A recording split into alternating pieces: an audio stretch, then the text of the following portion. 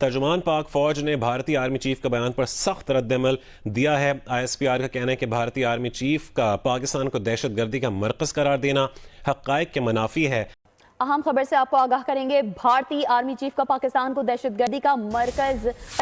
قرار دینا حقائق کے منافی ہے۔ بھارتی آرمی چیف کا بیان مردہ گھوڑے میں جان ڈالنے کی کوشش ہے۔ ISPR کی جانب سے یہ کہا گیا ہے۔ بھارتی آرمی چیف نے پاکستان کو دہشت گردی کا مرکز قرار دینا حقائق کے منافی ہے، یہ کہنا ISPR کا ہے، تو میں اس کو بہت سیریس لیتا ہوں۔ انڈین آرمی چیف نے کہا ہے کہ 2025 کے اینڈ تک انٹیگریٹڈ بیٹل گروپس جو ہیں وہ شکل میں آ جائیں گے۔ اہم خبر شامل کریں گے۔ آپ کو بتائیں کہ ہندوستانی آرمی چیف کے بیان پر ترجمان افواج پاکستان کا رد عمل سامنے آ گیا ہے۔ ISPR کے مطابق بھارتی آرمی چیف کے پاکستان سے متعلق دہشت گردی کے الزامات حقائق کے منافی ہیں۔ اپڈیٹ کریں۔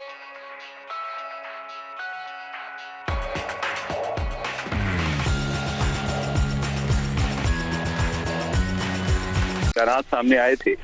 اس کے 3 مقاصد تھے۔ پہلی بات یہ ہے کہ وہ داخلی سیاسی قیادت کے سامنے اپنی یہ ندامت اور خجالت مٹانے کی کوشش کر رہے تھے کہ اتنے عرصے سے تقریباً 35 سال سے جو انہوں نے 8 سے 9 لاکھ بھارتی فوج مقبوضہ کشمیر میں ڈپلوائے کی ہے اور وہ آزادی کی تحریک کو ختم کرنے میں یکسر طور پہ ناکام ہے،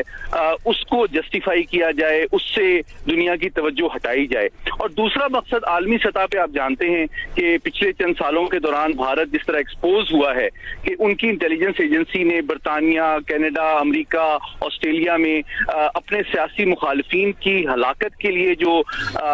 پلان مرتب کیا تھا وہ بھی ایکسپوز ہو چکا ہے، اور اب مغربی طاقتیں بھی بھارت کو شک کی نگاہ سے دیکھتی ہیں۔ تو یہ دوسرا اس کا مقصد تھا جس سے توجہ ہٹائی جائے۔ تو 2 چیزیں جو آرمی چیف نے آج پاکستان کی جانب سے بالکل واضح پیغام پاکستان کی قوم کو، ہمارے کشمیری بھائیوں کو اور بھارت اور عالمی برادری کو دیا ہے، وہ یہ ہے کہ پاکستان فوج جو ہے ہر وقت تیار ہے، اور کسی قسم کی بھی جو مہم جوئی بھارت کی جانب سے اگر کرنے کی غلطی کی گئی تو اس کے دان کھٹے کیے جائیں گے، اس کو بہت زیادہ نقصان اٹھانا پڑے گا۔ اور ساتھ ہی ساتھ یہ کہ یہ سب سے بڑی حقیقت جس سے وہ توجہ ہٹانے کی بھارتی آرمی چیف نے کوشش کی ہے وہ یہ ہے کہ کشمیر کی آزادی کی تحریک جس قدر بھارتی ظلم و ستم بڑھ رہا ہے اتنی زیادہ تیزی اختیار کر رہی ہے، اتنی دنیا میں اس کی پذیرائی ہو رہی ہے، اور دوسری جانب بھارتی فوج جو ہے یکسر طور پر اس آزادی کی تحریک کو مٹانے میں ناکام ہے، اور جتنا ان کا ظلم بڑھ رہا ہے اتنی ہمارے کشمیری بہن بھائیوں کا جذبہ حریت مضبوط ہوتا جا رہا ہے، اور ساتھ ہی ساتھ اب عالمی سطح پہ بھی اس کی پذیرائی حاصل ہو رہی ہے۔ لیکن آخری بات میں یہ کہنا چاہوں گا کہ اس حقیقت کو بھارتی تصویراتی اور سیاسی قیادت کو اگنور نہیں کرنا چاہیے کہ نہ صرف یہ کہ پاک فوج عوام اور کشمیری بہن بھائیوں کی مدد کے ساتھ شانہ بشانہ ہر وقت تیار ہے اور دشمن کے ہر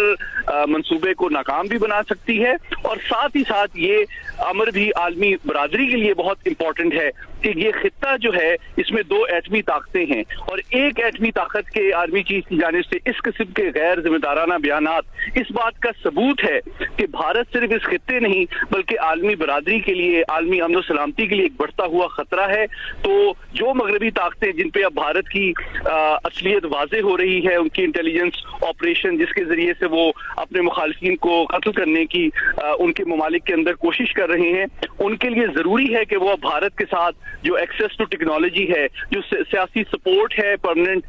سیکیورٹی کاؤنسل ممبرشپ کی، اور دفاعی تعاون ہے، اس پہ نظر ثانی کریں تاکہ بھارت جو کہ اب اس خطے اور عالمی سطح پہ امن و سلامتی کو جو خطرات درپیش کر رہا ہے اس سے اس خطے اور عالمی برادری کو محفوظ کیا جا سکے۔ پاکستان کو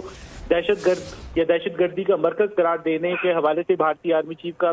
جو الزام ہے وہ بے بنیاد ہے، بھونڈا ہے، اور اس کے ساتھ ساتھ پاکستان جو ہے سمجھتا ہے کہ بھارتی آرمی چیف کے بیانات جو ہیں سیاسی مقاصد کے تحت دیے جاتے ہیں۔ کشمیری عوام کا جو حق خود ارادیت کا جائز حق ہے اس کو دبانے کی بھارتی کوششیں ناکام ہوگی۔ بھارت میں اس وقت اقلیتوں پر مظالم کیے جا رہے ہیں اور ایک نفرت انگیز بیانیہ جو ہے اس کو پروان چڑھایا جا رہا ہے، اور عالمی برادری پر بھی یہ صورتحال عیاں ہو چکی ہے۔ بھارتی جو آرمی چیف ہیں وہ سمجھتے ہیں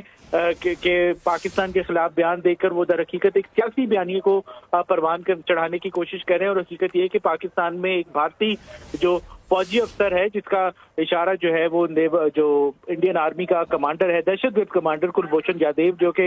हाजिर सर्विस नेवल ऑफिसर है, उसका गिरफ्तार होना अभी मेंशन किया है आईएसपीआर ने अपनी प्रेस रिलीज के अंदर, और ये कहा है कि भारत का प्रोपेगेंडा कश्मीरियों के अज़ाइम को हरगिज कमजोर नहीं कर सकता। भारत में अकलियतों पर जुल्म या मजालिम या नफरत अंगेज बयानिया जो है वो भी पूरी दुनिया के सामने आ चुका है। भारत का प्रोपेगेंडा कश्मीरी अवाम के अज़ाइम कमजोर नहीं कर सकता। भारतीय फौज के जो इकदामात हैं इंसानी हकूक की खुली खिलाफ वर्जियां हैं, और इसके साथ साथ भारत में इस वक्त मुसलमानों के खिलाफ नस्लकशी के मंसूबे को परवान चढ़ाया जा रहा है, और ये आलमी बरादरी के सामने आ चुका है। पाकिस्तान समझता है कि इंडियन आर्मी चीफ ने जो गैर जिम्मेदाराना गुफ्तगू की है ये हकायक के बिल्कुल बरक्स है। जी,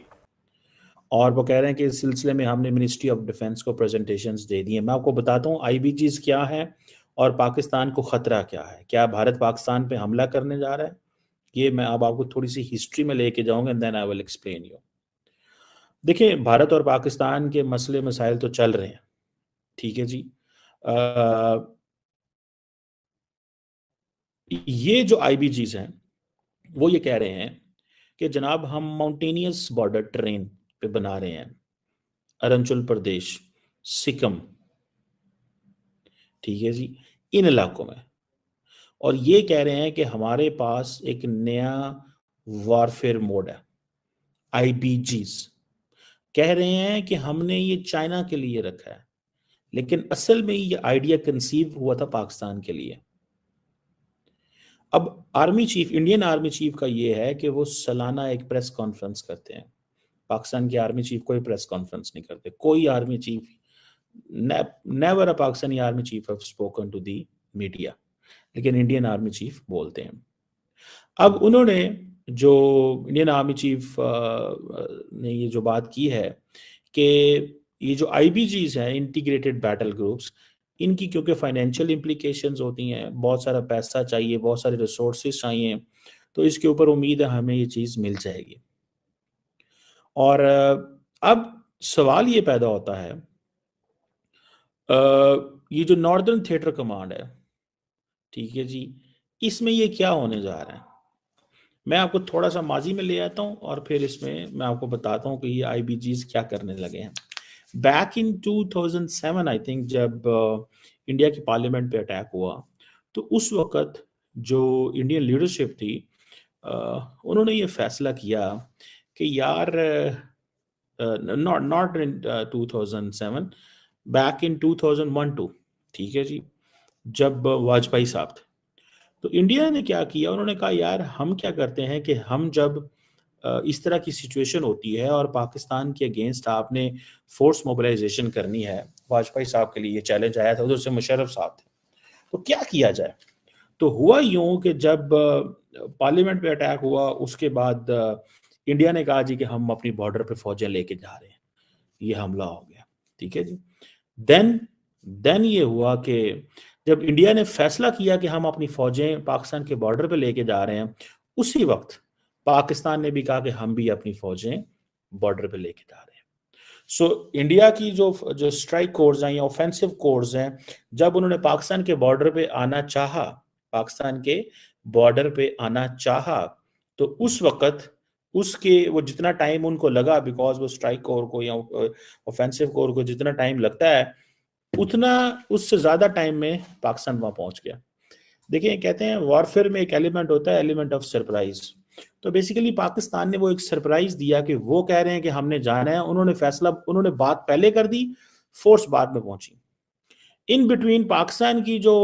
गुजरांवाला या मुल्तान, यहाँ पे आई थिंक ऑफेंसिव फोर्सेस हैं, तो वो